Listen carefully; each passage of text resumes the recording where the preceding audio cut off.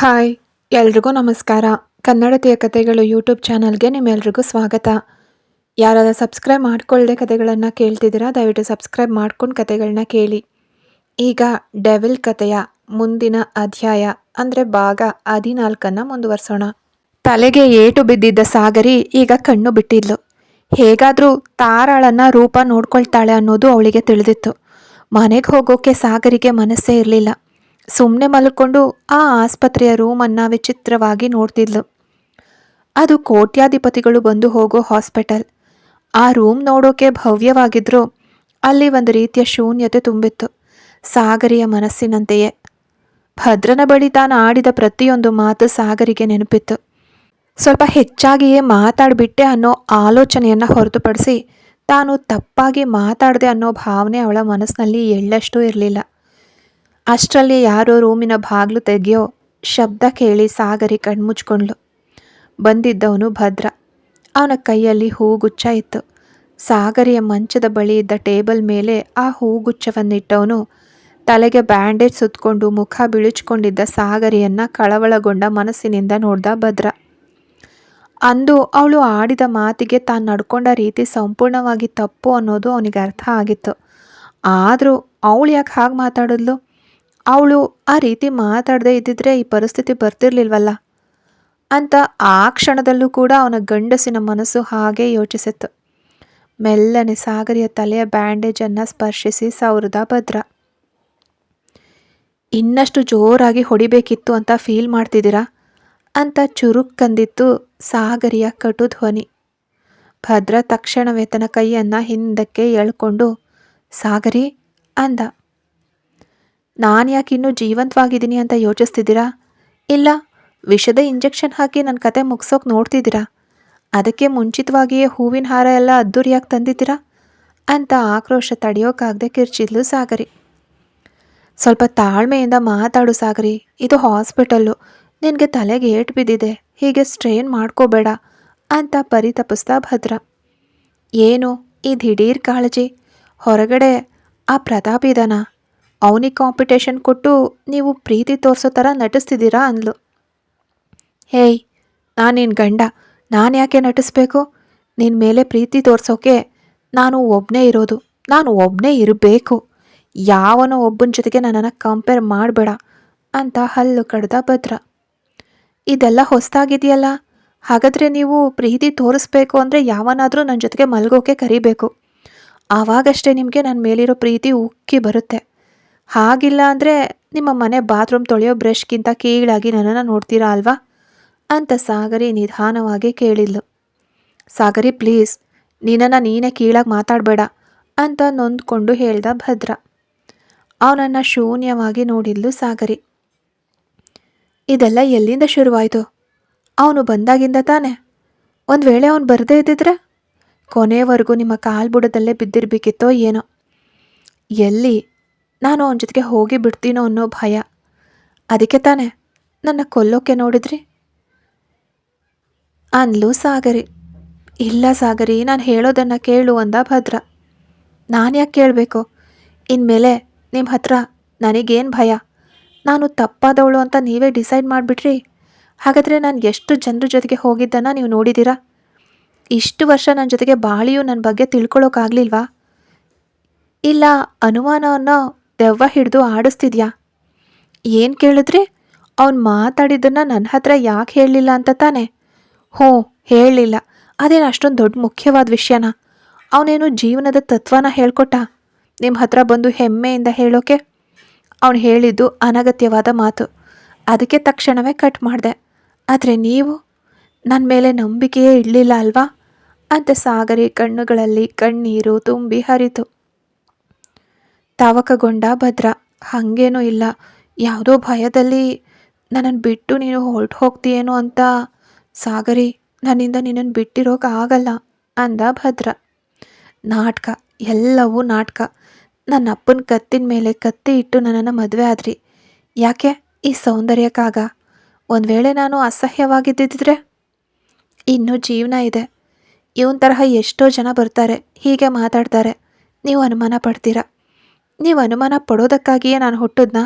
ಅಂತ ಸಾಗರಿ ಕೇಳಿದ ಪ್ರತಿಯೊಂದು ಪ್ರಶ್ನೆಯೂ ಭದ್ರನಿಗೆ ಚಾಟಿ ಏಟು ಬಿದ್ದಂತಾಯ್ತು. ಯಾಕೆ ಸುಮ್ಮನೆ ನಿಂತಿದ್ದೀರಾ? ನಿಮ್ಮ ಪ್ರಕಾರ ನಾನು ಒಬ್ಬ ಗುಲಾಮಿ. ನೀವು ನಿಲ್ಲು ಅಂದರೆ ನಿಲ್ಲಬೇಕು, ಕೂತ್ಕೋ ಅಂದರೆ ಕೂತ್ಕೋಬೇಕು, ಮಲಗು ಅಂದರೆ ಮಲಗಬೇಕು. ನಿಮ್ಮ ತಂಗಿ ಏನು ಹೇಳಿದ್ರು ನಾನು ಬಾಯಿದ್ದು ಮೂಗಿಯಂತೆ ಇರಬೇಕು. ನಿಜ ಹೇಳಬೇಕಂದ್ರೆ ನಿಮ್ಮ ಕುಟುಂಬಕ್ಕೆ ನಾನು ಒಬ್ಬ ಸಂಬಳವಿಲ್ಲದ ಕೆಲಸದಾಳು. ಒಳ್ಳೆಯದೇ ಆಯಿತು, ನಿಮ್ಮ ತಮ್ಮನೂ ನಿಮ್ಮ ತರಹವೇ ಇರ್ತಾರೆ ಅಂತ ಹೆದರಿದ್ದೆ. ಅವ್ರ ಬಗ್ಗೆ ಇದ್ರ ಮುಂಚೆ ನಾನು ಕೇಳಿದ ವಿಷಯಗಳು ಹೇಗೆ ಇರಲಿ, ಆದರೆ ಇವತ್ತು ನನ್ನ ತಂಗಿ ಅವ್ರ ಜೊತೆಗೆ ಸಂತೋಷವಾಗಿ ಬಾಳ್ತಿದ್ದಾಳೆ. ಊರೇ ನಿಮ್ಮ ತಮ್ಮನನ್ನು ಕೊಲೆಗಾರ ಅಂತ ಹೇಳ್ತು. ಆದರೆ ಅಂತಹ ನಿಮ್ಮ ತಮ್ಮನ ಜೊತೆಗೆ ಬಾಳೋ ನನ್ನ ತಂಗಿ ನೆಮ್ಮದಿಯಾಗಿದ್ದಾಳೆ. ಊರ ಮುಂದೆ ನೀವು ತುಂಬ ಒಳ್ಳೆಯವರು, ಆದರೆ ಅಂತಹ ನಿಮ್ಮ ಜೊತೆಗೆ ಬಾಳೋ ನಾನು ಸಂತೋಷವಾಗಿದ್ದೀನಾ? ಎಂದಾದರೂ ಒಂದಿನ ನೀವು ನನ್ನನ್ನು ನಗುವಂತೆ ಮಾಡಿದ್ದೀರಾ? ನಾನು ಏನು ತಿಂತೀನಿ, ನನಗೇನು ಇಷ್ಟ ಅನ್ನೋದು ಒಂದಾದರೂ ನಿಮಗೆ ಗೊತ್ತಾ? ಹುಷಾರಿಲ್ಲದೆ ಬಿದ್ದಿದ್ರೆ ಡಾಕ್ಟರ್ ಬಂದು ನೋಡ್ತಾರೆ, ಅಷ್ಟಕ್ಕೆ ನಿಮ್ಮ ಕರ್ತವ್ಯ ಮುಗ್ದೋಯ್ತು. ಅವ್ರು ಬರೆದುಕೊಟ್ಟ ಟ್ಯಾಬ್ಲೆಟ್ನ ನಾನು ಟೈಮಿಗೆ ತಗೊಳ್ತಿದ್ದೀನಾ ಇಲ್ವಾ, ಸಾಗರಿಯ ದೇಹ ಸ್ಥಿತಿ ಈಗ ಹೇಗಿದೆ, ಪರವಾಗಿಲ್ವಾ ಅಂತ ಈ ತರಹ ಯಾವುದಾದ್ರೂ ಒಂದು ಪ್ರಶ್ನೆ ಕೇಳಿದ್ದೀರಾ? ಎಷ್ಟು ದಿನ ಬಿಸಿ ಕಾಫಿನ ನನ್ನ ಮುಖದ ಮೇಲೆ ಸುರಿದಿದ್ದೀರಾ? ಎಂದಾದರೂ ಒಂದು ದಿನ ಇದೇ ತರಹ ನಿಮ್ಮ ತಂಗಿ ಮುಖಕ್ಕೆ ಸುರಿದಿದ್ದೀರಾ? ನಿಮ್ಮ ತಂಗಿಗೆ ಬಂದರೆ ಮಾತ್ರ ಅದು ನೋವು, ಹಾಗಾದರೆ ನಮಗೆ ಬಂದರೆ ಅದೇನು? ನಿಮ್ಮ ತಂಗಿ ಹೇಗೆ ಈ ಭೂಮಿಲಿ ಹುಟ್ಟಿದ್ಲೋ ಅದೇ ತರಹ ತಾನೇ ನಾನು ಈ ಭೂಮಿ ಮೇಲೆ ಹುಟ್ಟಿದ್ದು. ಕೊಂಚವಾದರೂ ಕೂಡ ರೂಪ ಮೇಲೆ ಇದ್ದ ಪ್ರೀತಿ ನನ್ನ ಮೇಲಾಗಲಿ ಇಲ್ಲ ನಾನು ಹೆತ್ತ ಮಗಳ ಮೇಲಾಗಲಿ ಇಟ್ಟಿದ್ದೀರಾ? ನಿಮಗೆ ನನ್ನ ಕಂಡ್ರೆ ಹಿಡಿಸೋದಿಲ್ಲ ಸರಿ, ಆದರೆ ತಾರಾ ಏನು ಮಾಡಿದ್ಲು? ಅವಳು ಗಂಡಸಾಗಿ ಹುಟ್ಟದೆ ಹೋಗಿದ್ದು ಅವಳು ತಪ್ಪ? ನಿಮಗೊಂದು ವಿಷಯ ಗೊತ್ತಾ? ಎರಡನೇ ಮಗು ತಾನಾಗಿಯೇ ಅಬೋಷನ್ ಆಗಲಿಲ್ಲ, ನಾನೇ ಬೇಕು ಅಂತಲೇ ಮೆಟ್ಟಿಲಿನಿಂದ ಬಿದ್ದು ಅಬೋಷನ್ ಮಾಡಿಸ್ಕೊಂಡೆ ಅಂದ್ಲು ಸಾಗರಿ. ಭದ್ರ ಆಘಾತಗೊಂಡ. ಏನು ಹೇಳ್ತಿದ್ಯಾ ನೀನು ಅಂದ ಭದ್ರ. ಹೌದು, ನಾನು ಈ ಕುಟುಂಬಕ್ಕೆ ಸೊಸೆಯಾಗಿ ಬಂದು ಪಡೋ ವೇದನೆ ಸಾಲ್ದ ನನ್ನ ತಂಗಿಯೂ ಈ ಕುಟುಂಬಕ್ಕೆ ಬಂದು ಸಾಯ್ಬೇಕಾ? ಅದಕ್ಕೆ ಹೇಗಾದರೂ ಮಾಡಿ ಮದುವೆನ ನಿಲ್ಲಿಸ್ಬೇಕು ಅಂತ ಹೀಗೆ ಮಾಡಿದೆ. ಆಮೇಲೆ ನನ್ನ ತಂಗಿ ಅವಳ ಗಂಡನ ಜೊತೆಗೆ ಬಾಳೋ ಜೀವನದ ಬಗ್ಗೆ ಯೋಚಿಸ್ದೆ. ದೊಡ್ಡ ತಪ್ಪು ಮಾಡಿಬಿಟ್ಟೆ ಅಂತ ಒಂದು ಅಪರಾಧ ಪ್ರಜ್ಞೆ ಕಾಡ್ತು. ಆದರೆ ಇವತ್ತು ಸಂತೋಷ ಪಡ್ತಿದ್ದೀನಿ, ಒಳ್ಳೆಯದೇ ಆಯಿತು. ಇನ್ನೊಂದು ಮಗುವನ್ನು ನಿಮಗೆ ನಾನು ಹೆರಲಿಲ್ಲ. ಯಾರು ಆ ಮಗುವಿನ ಅಪ್ಪ ಅಂತ ಕೇಳಿರ್ತಿದ್ರಿ. ಏನ್ರಿ, ನಾನು ಕೊನೆಯದಾಗಿ ಒಂದು ಕೇಳ್ತೀನಿ, ನನ್ನ ಜೊತೆಗೆ ಮಲಗೋ ಸಮಯದಲ್ಲಿ ಏನು ಯೋಚಿಸ್ತಿದ್ರಿ? ನಿಮ್ಗೆ ಆಸೆ ಬಂದರೆ ತಕ್ಷಣವೇ ನಾನು ಮಲಗಬೇಕು, ಎಂದಾದರೂ ಒಂದು ದಿನನಾದರೂ ನಿನ್ನ ದೇಹ ನೋಯ್ತಿದೆಯಾ ಅಂತ ನನ್ನನ್ನು ಕೇಳಿದ್ದೀರಾ ಅಂತ ಕಣ್ಣುಗಳಲ್ಲಿ ಕಣ್ಣೀರು ಹರಿತಿದ್ರು. ದೃಢವಾದ ಧ್ವನಿಯಲ್ಲಿ ಇಷ್ಟೂ ವರ್ಷಗಳು ಮನಸ್ಸಿನಲ್ಲಿ ಇಟ್ಕೊಂಡಿದ್ದ ಪ್ರಶ್ನೆಗಳನ್ನು ಕೇಳಿಯೇ ಬಿಟ್ಲು ಸಾಗರಿ. ಭದ್ರ ಪ್ರತಿಮೆಯಂತೆ ನಿಂತ್ಕೊಂಡ. ಸಾಗರಿ ಕೇಳಿದ ಪ್ರತಿಯೊಂದು ಪ್ರಶ್ನೆಗೂ ಅವನ ಬಳಿ ಉತ್ತರ ಇರಲಿಲ್ಲ. ಇಷ್ಟು ದಿನಗಳಿಂದ ಅವಳಿಗೆ ತಾನು ಮಾಡ್ತಿದ್ದ ಕಿರುಕುಳಗಳು ಮಾತ್ರ ಅವನ ನೆನಪಿಗೆ ಬಂದವು. ಕುದಿಯೋ ಕಾಫಿನ ಎಷ್ಟೋ ಬಾರಿ ಅವಳ ಮುಖದ ಮೇಲೆ ಸುರಿದಿದ್ದಾನೆ. ಆ ಮುಖವನ್ನು ನೋಡಿಯೇ ತಾನೇ ಅವಳನ್ನು ಮದುವೆ ಆಗಿದ್ದವನು. ಹಾಗಿರುವಾಗ ಆ ಮುಖವನ್ನು ಗಾಯಗೊಳಿಸೋಕೆ ಅವನಿಗೆ ಹೇಗೆ ಮನಸ್ಸು ಬಂತು? ಇವತ್ತು ಅವಳ ಮನಸ್ಸು ಬೇಕು ಅಂತ ಒಂದೇ ಕಾಲ್ನಲ್ಲಿ ನಿಂತಿದ್ದಾನಲ್ವಾ? ಇಷ್ಟು ದಿನಗಳಿಂದ ಅವಳಿಗೂ ಒಂದು ಮನಸ್ಸಿದೆ ಅನ್ನೋದನ್ನು ತಾನು ಯಾಕೆ ಅರ್ಥ ಮಾಡ್ಕೊಳ್ಳಿಲ್ಲ? ಹಾಸಿಗೆ ಮೇಲೆ ಅವಳನ್ನು ಆಳಿದನೇ ಹೊರತು ಒಮ್ಮೆ ಆದರೂ ಅವಳಿಗೆ ಅದರಲ್ಲಿ ಸಮ್ಮತಿ ಇದೆಯೇ ಅಂತ ಅವನು ಕೇಳಲೇ ಇಲ್ವಲ್ಲ? ಏನು ಮಾತಾಡಬೇಕು ಅಂತ ಭದ್ರನಿಗೆ ಅರ್ಥ ಆಗಲಿಲ್ಲ. ಅವಳ ಮುಖವನ್ನು ನೆಟ್ಟಾಗಿ ನೋಡೋಕ್ಕೂ ಅವನ ದೇಹ ನಡುಗಿತ್ತು. ಇಷ್ಟು ದಿನ ಅವಳು ಬಡವಿ, ತಾನು ಶ್ರೀಮಂತ, ತನ್ನನ್ನು ನೆಚ್ಕೊಂಡೆ ಅವಳ ಜೀವನ ಅಂತ ಇದ್ದ ಅಹಂಕಾರ ಎಲ್ಲೋ ಮಾಯವಾಗಿತ್ತು. ಸಾಗರಿ ಅಂತ ಕುಗ್ಗಿ ಕಿರಿದಾಗಿ ಅವಳ ಮುಂದೆ ನಿಂತವನು ಮೆಲ್ಲನೆ ಅವಳನ್ನು ಕರೆದ. ಗಂಡನನ್ನು ನೋಡೋಕೆ ಇಷ್ಟ ಇಲ್ಲದೆ ಮುಖವನ್ನು ತಿರುಗಿಸ್ಕೊಂಡ್ಲು ಸಾಗರಿ. ನನಗೆ ನೀನು ಕೇಳಿದ ಪ್ರಶ್ನೆಗೆ ಹೇಗೆ ಉತ್ತರ ಹೇಳಬೇಕು ಅಂತ ನನಗೆ ಗೊತ್ತಿಲ್ಲ, ಆದರೆ ಇಷ್ಟು ದಿನ ನಾನು ನಿನ್ನ ಹತ್ರ ನಡ್ಕೊಂಡ ರೀತಿ ತಪ್ಪು ಅಂತ ಮಾತ್ರ ಅರ್ಥ ಆಗ್ತಿದೆ. ಆದರೆ ನನ್ನ ಕಡೆಯೂ ನ್ಯಾಯ ಇದೆ ಅಂದ ಭದ್ರ. ತಕ್ಷಣವೇ ತಿರುಗಿದ ಸಾಗರಿ. ನ್ಯಾಯನಾ? ಆ ಪದಕ್ಕೆ ಅರ್ಥ ಗೊತ್ತಾ ನಿಮಗೆ? ಒಳ್ಳೆಯದೇ ಆಯಿತು, ನಿಮ್ಮಮ್ಮ ಸತ್ತು ಹೋದರು. ಒಂದು ವೇಳೆ ನಿಮ್ಮಮ್ಮ ಬದುಕಿದ್ದಿದ್ರೆ ಈ ತರಹದ ಒಂದು ಮಗನನ್ನು ಹೇರೋದ್ರ ಬದಲು ನೀವು ಬಂಜೆಯಾಗಿ ಇರಬಹುದಿತ್ತು ಅಂತ ಹೇಳಿರ್ತಿದ್ದೆ ನಾನು ಅಂದ್ಲು ಸಾಗರಿ. ಏಯ್ ಅಂತ ಆ ರೂಮ್ ಅದುರುವಂತೆ ಗರ್ಜಿಸ್ತಾ ಭದ್ರ. ಏನು ಬಿಟ್ರೆ ತುಂಬ ಓವರಾಗಿ ಮಾತಾಡ್ತಿದ್ಯಾ. ಮರ್ಯಾದೆಯಿಂದ ನಡೆದಿದ್ದನ್ನು ಮರೆತು ಹಳೆಯಂತೆ ನನ್ನ ಜೊತೆಗೆ ಸಂಸಾರ ಮಾಡು. ಇನ್ಮೇಲೆ ಜನ್ಮಕ್ಕೂ ಆ ಮನೆಯನ್ನು ಬಿಟ್ಟು ನೀನು ಹೊರಗಡೆ ಬರಲೇಬಾರ್ದು. ಇಲ್ಲ ಅಂದ್ಕೋ, ನಿನ್ನ ಅಪ್ಪನ ತಲೆ ಬೇರೆ ಮುಂಡ ಬೇರೆ ಬಿದ್ದಿರುತ್ತೆ ಅಂದ ಭದ್ರ. ಓ, ಇದೇ ನೋಡಿ ನೀವು, ನಾಯಿ ಬಾಲನ ನೆಟ್ಟಗೆ ಮಾಡೋಕ್ಕಾಗಲ್ಲ, ಹಾಗೆಯೇ ನೀವು ಅಂತ ಕಣ್ಣೀರು ತುಂಬಿ ಮಾತಾಡಿದ್ಲು ಸಾಗರಿ. ಹೌದು, ನಾನು ನಾಯಿನೇ, ನಿನಗೆ ಮಾತ್ರ. ನೀನು ನನಗೆ ಸೇರಿದವಳು, ಬೇರೆ ಯಾರನ್ನೂ ಮನಸ್ಸಿನಲ್ಲಿ ಕೂಡ ಯೋಚಿಸ್ಬಾರ್ದು. ಹಿಡ್ಸುತ್ತೋ ಇಲ್ವೋ ನನ್ನ ಜೊತೆಯೇ ಬಾಳಿ ಸತ್ತು ಹೋಗು ಅಂತ ಹೇಳಿ ಅಲ್ಲಿಂದ ಬಿರುಗಾಳಿಯ ವೇಗದಲ್ಲಿ ಹೊರಟು ಹೋದ ಭದ್ರ. ಇತ್ತ ಅಣ್ಣನ ಬರುವಿಕೆಯನ್ನು ಅತ್ಯಂತ ಕಾತುರದಿಂದ ನಿರೀಕ್ಷಿಸ್ತಾ ಕಾಯ್ತಿದ್ಲು ರೂಪ. ಬಿರುಗಾಳಿಯ ವೇಗದಲ್ಲಿ ಮನೆಯೊಳಗಡೆ ಕಾಲಿಟ್ಟ ಭದ್ರನ ಮುಂದೆ ಹೋಗಿ ನಿಂತಳು ರೂಪ. ಅಣ್ಣ, ಏನಾಯಿತು? ಸಾಗರಿನ ನೋಡಿದ್ಯಾ? ನಿನ್ನ ಮನಸ್ಸಿನಲ್ಲಿ ಇರೋದನ್ನೆಲ್ಲ ಹೇಳಿದ್ಯಾ ಅಂತ ಕಾತುರದಿಂದ ಕೇಳಿದ್ಲು ರೂಪ. ಅವಳ ಕಾತುರವನ್ನು ನೋಡಿದಾಗ ಭದ್ರನಿಗೆ ಉರಿಯುವಂತಾಯಿತು. ಆ ಮಹಾರಾಣಿಯನ್ನು ನೋಡಿ ಮಾತಾಡಿಯೇ ಬರ್ತಿದ್ದೀನಿ ಅಂದ ಭದ್ರ. ಅವಳು ಏನು ಹೇಳಿದ್ಲು ಅಂತ ಕೇಳಿದ್ಲು ರೂಪ. ಏನೋ ನಾನೇ ಅಪರಾಧಿ ತರಹ ನನ್ನನ್ನು ನಿಲ್ಲಿಸಿ ಪ್ರಶ್ನೆ ಕೇಳ್ತಿದ್ದಾಳೆ. ಅವಳ ಮನಸ್ಸಿನಲ್ಲಿ ನನ್ನ ಬಗ್ಗೆ ಏನು ಅಂದ್ಕೊಂಡಿದ್ದಾಳೆ ಅವಳು? ನಾನು ಎಷ್ಟು ಅಂತ ಅವಳಿಗೆ ಬಾಗಿ ನಡೆಯೋದು? ನಾನೇನು ಅವಳ ಗಂಡನೋ ಅಥವಾ ಅವಳ ಮನೆ ಕೆಲಸದವನೋ? ಎಲ್ಲದಕ್ಕೂ ಒಂದು ಎಲ್ಲೇ ಇದೆ ಅಂದ ಭದ್ರ. ಭದ್ರ ಮಾತಾಡ್ತಿದ್ದ ರೀತಿನ ನೋಡಿಯೇ ಅಲ್ಲಿ ಅವನು ಜಗಳ ಮಾಡ್ಕೊಂಡು ಬಂದಿದ್ದಾನೆ ಅನ್ನೋದು ರೂಪಾಗೆ ಅರ್ಥ ಆಯಿತು. ಅರ್ಥ ಆಯಿತು.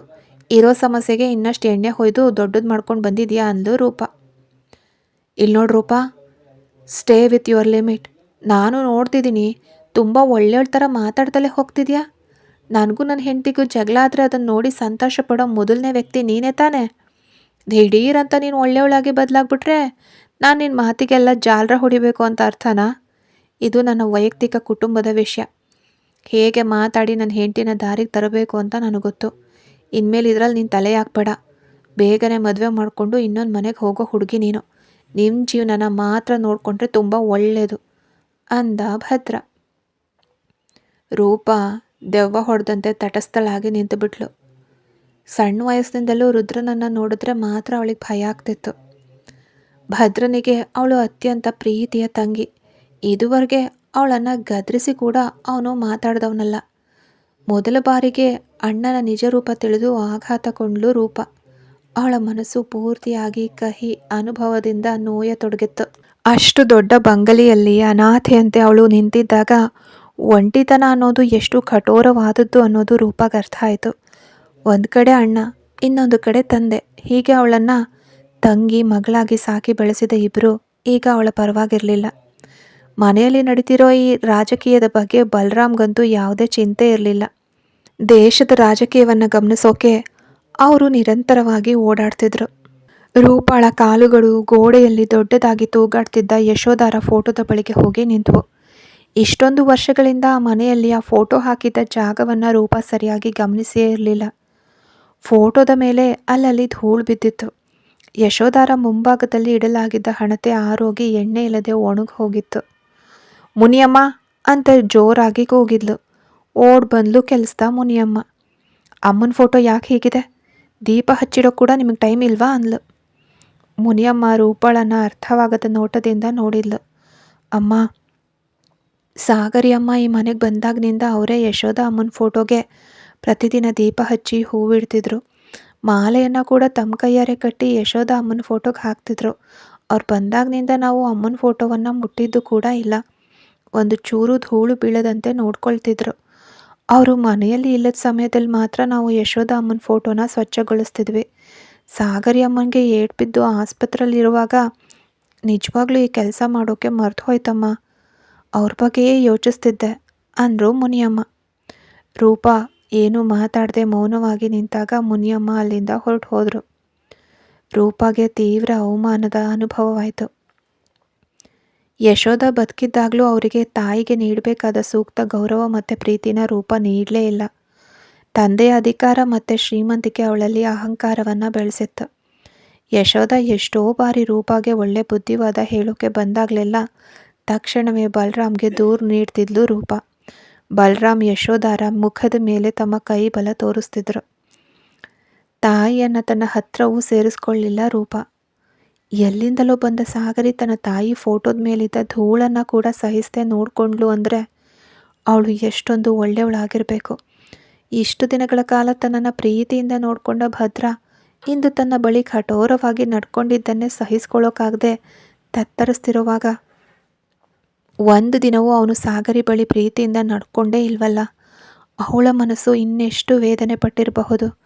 ಒಂದು ರೀತಿಯಲ್ಲಿ ಅದಕ್ಕೆ ತಾನು ಕಾರಣ ಅಂತ ಯೋಚಿಸಿದಾಗ ರೂಪಾಗೆ ಕಣ್ಣುಗಳಲ್ಲಿ ಕಣ್ಣೀರು ಹರಿಯತೊಡಗಿತ್ತು. ಯಶೋಧ ಅವರ ಫೋಟೋವನ್ನೇ ನೋಡ್ತಾ ನಿಂತಿದ್ಲು. ಕಣ್ಣುಗಳಿಂದ ಕಣ್ಣೀರು ನಿಲ್ಲದೆ ಸುರಿತಿತ್ತು. ರೂಪ ಯಾವ ರೀತಿಯ ಮನಸ್ಥಿತಿಯಲ್ಲಿದ್ದಾಳೆ ಅನ್ನೋದು ಅವಳಿಗೆ ಅರ್ಥ ಆಗಲಿಲ್ಲ. ದಿಢೀರನೆ ಏನು ಯೋಚನೆ ಮಾಡಿದ್ಲೋ ಏನೋ, ವೇಗವಾಗಿ ಗಾರ್ಡನ್ ಕಡೆಗೆ ಓಡ್ದವಳು ಒಂದು ಗುಲಾಬಿನ ಕಿತ್ಕೊಂಡು ಬಂದು ತಾಯಿಯ ಫೋಟೋದ ಕೆಳಗಡೆ ಇಟ್ಲು. ಟಿಶ್ಯೂ ಪೇಪರ್ನಿಂದ ದೀಪನ ಒರೆಸಿ ಹೊಸದಾಗಿ ಎಣ್ಣೆ ಹೊಯ್ದು ಬತ್ತಿ ಹಾಕಿ ದೀಪ ಹಚ್ಚಿದ್ಲು. ಅಮ್ಮ, ಕ್ಷಮಿಸ್ಬಿಡಮ್ಮ, ನನಗೆ ಬೇರೆ ಏನು ನಿನ್ನ ಹತ್ರ ಹೇಳಬೇಕು ಅಂತ ಗೊತ್ತಾಗ್ತಿಲ್ಲ. ನಮ್ಮ ಮನೆಯಲ್ಲೇ ನಾನು ಪರಕೀಯಳಾಗಿ ನಿಂತಿದ್ದೀನಿ. ಇಲ್ಲಿ ನಡೆಯೋ ಸಮಸ್ಯೆಯನ್ನು ಯಾರ ಹತ್ರ ಹೇಳಬೇಕು ಅಂತ ಕೂಡ ನಂಗೆ ಅರ್ಥ ಆಗ್ತಿಲ್ಲ. ನೀನು ಇದ್ದಷ್ಟು ದಿನ ನಿನ್ನನ್ನು ಅರ್ಥ ಮಾಡ್ಕೊಳ್ದೆ ಹೊರಟು ಹೋದೆ. ನಂದೇ ತಪ್ಪು. ಇಲ್ಲಿ ನಡೆಯೋ ಸಮಸ್ಯೆಯನ್ನು ಹೇಗಾದರೂ ಮಾಡಿ ಸರಿ ಮಾಡಮ್ಮ. ಸಾಗರಿ ಮತ್ತೆ ಅಣ್ಣನ ಜೊತೆಗೆ ಹಳೆಯಂತೆಯೇ ಬಾಳ್ದೆ ಹೋದರೆ ಅವನು ಅವನಾಗಿ ಇರೋದಿಲ್ಲ. ಇದನ್ನು ಹೇಗೆ ಹ್ಯಾಂಡಲ್ ಮಾಡಬೇಕು ಅಂತ ನನಗೆ ಗೊತ್ತಾಗ್ತಿಲ್ಲ. ನನಗೆ ಹೆಲ್ಪ್ ಮಾಡಮ್ಮ ಅಂತ ಫೋಟೋ ಜೊತೆಗೆ ಮಾತಾಡ್ತಿದ್ಲು ರೂಪ. ಅಷ್ಟರಲ್ಲೇ ಅತ್ತೆ ಅಂತ ರೂಪಾಳ ಹಿಂದೆ ಬಂದು ನಿಂತಲು ತಾರಾ. ವೇಗವಾಗಿ ಕಣ್ಣೀರನ್ನು ಒರೆಸ್ಕೊಂಡ್ಲು ರೂಪ. ತಾರಾ ಎದ್ರಾ ಅಂತ ತಾರಾಳನ್ನು ಎತ್ಕೊಂಡ್ಲು. ಅತ್ತೆ, ವೈ ಆರ್ ಯು ಕ್ರೈಯಿಂಗ್ ಅಂತ ಅವಳ ಕಣ್ಣೀರನ್ನು ನೋಡಿ ಕೇಳಿದ್ಲು ತಾರಾ. ನೋ ಬೇಬಿ ಅಂತ ನಗೋಕೆ ಪ್ರಯತ್ನಿಸಿದ್ಲು ರೂಪ. ಅಮ್ಮ ಅನ್ಲು ತಾರಾ. ರೂಪಾಗೆ ಮತ್ತೆ ಕಣ್ಣೀರು ಉಕ್ಕಿ ಬಂತು. ಮಗು ಹೆದರಿ ಬಿಡ್ತಾಳೆ ಅಂತ ಹಲ್ಲು ಕಡಿದು ಅಳುವನ್ನು ನುಂಗ್ಕೊಂಡ್ಲು ರೂಪ. ಮಗುವನ್ನು ಎತ್ಕೊಂಡು ಅಲ್ಲಿಂದ ಹೊರಗಡೆ ಹೊರಟು ಹೋದ್ಲು ರೂಪ. ಇತ್ತ ಭದ್ರನಿಗೆ ತನ್ನ ರೂಮ್ನಲ್ಲಿ ಹುಚ್ಚು ಹಿಡಿದಂತಾಗ್ತಿತ್ತು. ನಿಂತ್ರೆ, ನಡೆದ್ರೆ, ಕೂತ್ರೆ ಹೀಗೆ ಎಲ್ಲ ಕಡೆಯೂ ಸಾಗರಿಯ ನೆನಪೆ ಅವನನ್ನು ಬೆಂಕಿಯಂತೆ ಸುಡ್ತಿತ್ತು. ಅವಳು ಹೇಗೆ ನನಗೆ ಆ ರೀತಿ ಮಾತಾಡಿದ್ಲು? ಈ ಒಂದು ಪ್ರಶ್ನೆ ಮಾತ್ರ ಅವನ ತಲೆ ಇಡೀ ಓಡ್ತಿತ್ತು. ಸಾಗರಿಯ ಮೇಲಿದ್ದ ಕೋಪದಲ್ಲಿ ರೂಪಾಳನ್ನು ನೋಯಿಸಿದ್ದು ಕೂಡ ಅವನ ಅರಿವಿಗೆ ಬರಲಿಲ್ಲ. ಸಾಗರಿ ಸಾಗರಿ ಅವಳು ನನ್ನನ್ನು ಬಿಟ್ಟು ಎಲ್ಲೂ ಹೋಗಬಾರ್ದು. ಮಾತಾಡದೆ ಅವಳ ಕಾಲನ್ನು ಮುರಿದ್ಬಿಡ್ಲಾ? ಜೀವನ ಪೂರ್ತಿ ವೀಲ್ ಚೇರ್ನಲ್ಲಿ ಅವಳು ಕೂತಿರ್ತಾಳೆ, ಪರವಾಗಿಲ್ಲ. ಇಲ್ಲಾಂದರೆ ಮುಖಕ್ಕೆ ಆ್ಯಸಿಡ್ ಹಾಕ್ಬಿಡ್ಲಾ? ಈ ಸೌಂದರ್ಯ ಇರೋದಕ್ಕೆ ತಾನೇ ಕಂಡ್ಕೊಂಡವನೆಲ್ಲ ಅವಳನ್ನು ತಿರುಗಿ ನೋಡ್ತಿದ್ದಾನೆ. ಬೇಡ ಬೇಡ, ಸಾಗರಿನ ಕರ್ಕೊಂಡು ಯಾವುದಾದ್ರೂ ಒಂದು ದ್ವೀಪವನ್ನು ಪರ್ಚೇಸ್ ಮಾಡಿ ಅವಳನ್ನು ಅಲ್ಲಿ ಇಟ್ಬಿಡ್ಲಾ? ಇಲ್ಲಾಂದರೆ ಭಾವನೆಗಳೇ ಇಲ್ಲದಂತೆ ಮಾಡೋ ಇಂಜೆಕ್ಷನ್ ಹಾಕಿ ಅವಳನ್ನು ಮಂಚದ ಮೇಲೆ ಕೆಡು ಬಿಡ್ಲಾ? ಈ ರೀತಿಯ ಹುಚ್ಚಾಗಿ ಯೋಚಿಸಿದ್ದ ಭದ್ರ. ಕನ್ನಡಿಯ ಮುಂದೆ ನಿಂತವನು ತನ್ನನ್ನೇ ತಾನೇ ಪ್ರಶ್ನಿಸ್ಕೊಂಡ. ದಿಢೀರನೆ ಅವನ ಮನಸ್ಸಾಕ್ಷಿ ಅವನನ್ನು ಪ್ರಶ್ನಿಸಿತ್ತು. ಈಗಿನ ತರಹ ನಡೆಯೋಕ್ಕಾಗದೆ ವೀಲ್ ಚೇರ್ನಲ್ಲಿ ಕೂತಿದ್ರೆ ಏನು ಮಾಡ್ತೀಯಾ ಅಂತ. ಅವಳನ್ನು ನಾನೇ ನೋಡ್ಕೋತೀನಿ ಅಂದ ಭದ್ರ. ಆ್ಯಸಿಡ್ ಹಾಕಿದ್ರೆ ಸೌಂದರ್ಯ ಹೊರಟು ಹೋಗುತ್ತಲ್ಲ ಅಂತೂ ಅವನ ಮನಸ್ಸಾಕ್ಷಿ. ನನಗವಳು ಯಾವತ್ತಿಗೂ ಸುಂದರಿಯಾಗೇ ಕಾಣಿಸ್ತಾಳೆ ಅಂದ ಭದ್ರ. ಒಂಟಿ ದ್ವೀಪದಲ್ಲಿಟ್ಟರೆ ಅವಳಿಗೆ ಹುಚ್ಚು ಹಿಡಿದು ಹೋಗುತ್ತೆ ಅಂತೂ ಮನಸ್ಸಾಕ್ಷಿ. ನಾನು ಅವಳ ಜೊತೆಗೆ ಇರ್ತೀನಿ ಅಂದ ಭದ್ರ. ನೀನು ಅಮ್ಮನ ತರಹ ಮಂಚದ ಮೇಲೆ ಮಲಗಿದ್ರೆ ಅವಳ ಮಲಮೂತ್ರನ ಯಾರು ಕ್ಲೀನ್ ಮಾಡ್ತಾರೆ ಅಂತೂ ಅವನ ಮನಸ್ಸಾಕ್ಷಿ. ಎಲ್ಲವನ್ನ ನಾನೇ ಮಾಡ್ತೀನಿ ಅಂದ ಭದ್ರ. ನಂತರ ಅಯ್ಯೋ ಅಂತ ತಲೆಯನ್ನು ಹಿಡ್ಕೊಂಡು ಕಿರಿಚಿದ. ಸಾಗರಿ ಅವನ ಅತ್ಯಂತ ಅಗತ್ಯತೆಯಾಗಿ ಬದಲಾಗಿದ್ದಾಳೆ ಅನ್ನೋದನ್ನು ಆ ಕ್ಷಣದಲ್ಲಿ ಭದ್ರ ಅರ್ಥ ಮಾಡಿಕೊಂಡ. ಅವಳು ಬೇಕು, ಅವಳು ಮಾತ್ರವೇ ಬೇಕು. ಆದರೆ ತಾನಾಗಿಯೇ ಹೋಗಿ ಅವಳನ್ನು ಕರೆಯೋಕೆ ಅವನ ಅಹಂಕಾರ ಬಿಡಲಿಲ್ಲ. ಅವಳಿಗೂ ಆತ್ಮಾಭಿಮಾನ ಮತ್ತು ಗೌರವ ಇರುತ್ತೆ ಅನ್ನೋದನ್ನು ಭದ್ರ ಮರ್ತು ಹೋದ. ಹೇಗಾದರೂ ಇಲ್ಲಿಗೆ ಬಂದೇ ಬರಬೇಕು ಅವಳು. ಡಾಕ್ಟರ್ ಅವಳನ್ನು ಈವ್ನಿಂಗ್ ಡಿಸ್ಚಾರ್ಜ್ ಮಾಡಬಹುದು ಅಂತ ಹೇಳಿದ್ರು. ಬರಲಿ, ಇಲ್ಲಿಗೆ ತಾನೇ ಬರ್ತಾಳೆ ಅಂತ ಹುಚ್ಚು ಹಿಡಿದಂತೆ ರೂಮ್ನೊಳಗಡೆ ಅತ್ತಿತ್ತ ಓಡಾಡ್ತಿದ್ದ ಭದ್ರ. ಇತ್ತ ಭದ್ರ ಬೆದರಿಸಿ ಹೋದದ್ದನ್ನು ನೆನೆದು ಸಾಗರಿ ಬೆಚ್ಚಿ ಬಿದ್ದಿದ್ಲು. ಅವನು ಆಟ ಆಡೋದಕ್ಕೆ ಅದನ್ನು ಹೇಳಿಲ್ಲ ಅನ್ನೋದು ಅವಳಿಗೆ ಚೆನ್ನಾಗಿ ತಿಳಿದಿತ್ತು. ಸುಸ್ವರಳನ್ನು ಭದ್ರನಿಂದ ಏನೂ ಮಾಡೋಕ್ಕೆ ಸಾಧ್ಯ ಇಲ್ಲ. ಆದರೆ ನಾರಾಯಣ್ ಜೀವಕ್ಕೆ ಯಾವುದೇ ಗ್ಯಾರಂಟಿ ಇಲ್ಲ. ತನ್ನನ್ನು ಪಡೆಯೋಕೆ ಭದ್ರ ಯಾವುದೇ ಹಂತಕ್ಕಾದರೂ ಹೋಗ್ತಾನೆ ಅನ್ನೋದು ಅವಳಿಗೆ ಸಂಪೂರ್ಣವಾಗಿ ತಿಳಿದಿದ್ದ ವಿಷಯ. ಅದಕ್ಕಾಗಿಯೇ ಮತ್ತೆ ಅವನ ಬಳಿಗೆ ಹೋಗಿ ಅವನಿಗಾಗಿ ಬಾಳೋಕೆ ಸಾಗರಿಯ ಮನಸ್ಸು ಒಪ್ಪಲಿಲ್ಲ. ತಾನೇನೋ ಜೀತದಾಳ. ಇಷ್ಟೊಂದು ದಿನ ಅವಳಿದ್ದಿದ್ದು ಭದ್ರನನ್ನು ಅವಳು ತುಂಬ ಪ್ರೀತಿಸ್ತಾ ಇದ್ಲು ಅಂತಲೇ. ಅವನ ಕಪ್ಪು ಮುಖವನ್ನು ಮರೆತು ಕೆಲವು ಒಳ್ಳೆಯ ವಿಷಯಗಳನ್ನು ಹಠವಾಗಿ ನೆನಪಲ್ಲಿ ಇಟ್ಕೊಳ್ತಿದ್ಲು. ಆದರೆ ಎಂದು ತನ್ನನ್ನು ಅವಮಾನಿಸಿದ್ನೋ ಅಂದೇ ಅವಳಲ್ಲಿ ಚಿಗುರುತ್ತಿದ್ದ ಸಣ್ಣ ಪ್ರೀತಿಯು ಕುರುಹೇ ಇಲ್ಲದಂತೆ ಬಾಡ್ ಹೋಗಿತ್ತು. ವಿಧಿಯನ್ನು ನೆನೆದು ಕಹಿ ಮುಗುಳ್ನಗೆಯೊಂದಿಗೆ ಮಲಗಿದ್ಲು ಸಾಗರಿ. ಈ ಪ್ರಪಂಚದಲ್ಲಿ ಅವಳಿಗೆ ಸಹಾಯ ಮಾಡೋಕೆ ಯಾರಿದ್ದಾರೆ? ಈ ಜನ್ಮವನ್ನು ತನ್ನನ್ನು ಹೆತ್ತವರಿಗಾಗಿ ಮತ್ತು ತಂಗಿಗೋಸ್ಕರ ಅರ್ಪಿಸೋಕೆ ಅವಳು ಈಗಾಗಲೇ ನಿರ್ಧರಿಸಿದ್ಲು. ಈಗ ಅದರಲ್ಲಿ ಯಾವುದೇ ಬದಲಾವಣೆ ಮಾಡಲು ಅವಳು ಬಯಸಲಿಲ್ಲ. ಇಲ್ಲಿವರೆಗೆ ಎಂದಾದರೂ ಒಂದಿನ ಭದ್ರ ತನ್ನನ್ನು ಅರ್ಥ ಮಾಡ್ಕೊಳ್ತಾನೆ ಅನ್ನೋ ನಂಬಿಕೆಯಲ್ಲಿ ಬದುಕ್ತಿದ್ಲು. ಇನ್ಮೇಲೆ ಅವಳು ಒಂದು ನಡೆದಾಡೋ ಹೆಣ ಅಷ್ಟೆ. ಭದ್ರನ ಆಸೆಯನ್ನು ತೀರಿಸೋಕೆ ಮತ್ತು ದೊಡ್ಡ ಮನೆಯ ಸೊಸೆಯಾಗಿ ಮೆರೆಯಲು ಸಾಗರಿ ಬೇಕಾಗಿದ್ದಾಳೆ. ಇನ್ನೇನು ಸ್ವಲ್ಪ ಸಮಯದಲ್ಲೇ ಭದ್ರ ಬಂದ್ಬಿಡ್ತಾನೆ. ಸಮಯ ಮಿಂಚಿನ ವೇಗದಲ್ಲೇ ಓಡ್ತಿತ್ತು. ಡಾಕ್ಟರ್ ಹೇಳಿದ್ದ ಸಮಯಕ್ಕಿಂತ ಸ್ವಲ್ಪ ಮುಂಚಿತವಾಗಿಯೇ ಭದ್ರ ಬಂದು ತಲುಪಿದ್ದ ಹಾಸ್ಪಿಟಲ್ಗೆ. ಏನು ಮಿಸ್ಟರ್ ಭದ್ರ, ನಿಮ್ಮ ವೈಫ್ ಡಿಸ್ಚಾರ್ಜ್ ಆಗಿ ಹೋದ್ರಲ್ಲ ಆಗಲೇ ಅಂತ ಡಾಕ್ಟರ್ ಭದ್ರನನ್ನು ಅರ್ಥವಾಗದೆ ನೋಡಿದರು. ನೋ ಡಾಕ್ಟರ್, ನೀವೇ ತಾನೇ ಈವ್ನಿಂಗ್ ಡಿಸ್ಚಾರ್ಜ್ ಮಾಡ್ತೀನಿ ಅಂತ ಹೇಳಿದ್ದು ಅಂದ ಭದ್ರ. ಎಸ್, ಬಟ್ ಅವ್ರು ಬೇಗನೆ ಕೇಳಿಕೊಂಡು ಡಿಸ್ಚಾರ್ಜ್ ಆದರು. ಈ ಲೆಟರನ್ನು ನಿಮಗೆ ಕೊಡೋಕೆ ಹೇಳಿದರು ಅಂತ ಡಾಕ್ಟರ್ ನೀಡಿದ ಲೆಟರನ್ನು ನಡುಗೋ ಕೈಗಳಿಂದ ಇಸ್ಕೊಂಡು ಓಪನ್ ಮಾಡ್ದ ಭದ್ರ. ಪ್ರತಿದಿನ ನಿಮ್ಮ ಹತ್ರ ಸತ್ತು ಬದುಕೋದಕ್ಕಿಂತ ಒಂದೇ ಬಾರಿಗೆ ಸತ್ತು ಹೋಗ್ತೀನಿ. ನನ್ನ ಮಗಳನ್ನು ಭದ್ರವಾಗಿ ನೋಡ್ಕೊಳ್ಳಿ. ಖಂಡಿತವಾಗಿಯೂ ನಾನು ಯಾರ ಜೊತೆಗೂ ಓಡ್ ಹೋಗಿಲ್ಲ. ನನ್ನ ಹೆಣ ನಿಮ್ಮ ಕೈಗೆ ಖಂಡಿತ ಸಿಗುತ್ತೆ ಅಂತ ಬರೆದಿದ್ಲು ಸಾಗರಿ ಆ ಪತ್ರದಲ್ಲಿ. ಸಾಗರಿ ಅಂತ ಸಹಿ ಮಾಡಿದ್ದ ಜಾಗದಲ್ಲಿ ಹನಿ ಹನಿಯಾಗಿ ಭದ್ರನ ಕಣ್ಣೀರು ಸುರಿತು. ಕತೆ ಮುಂದುವರಿಯುತ್ತೆ.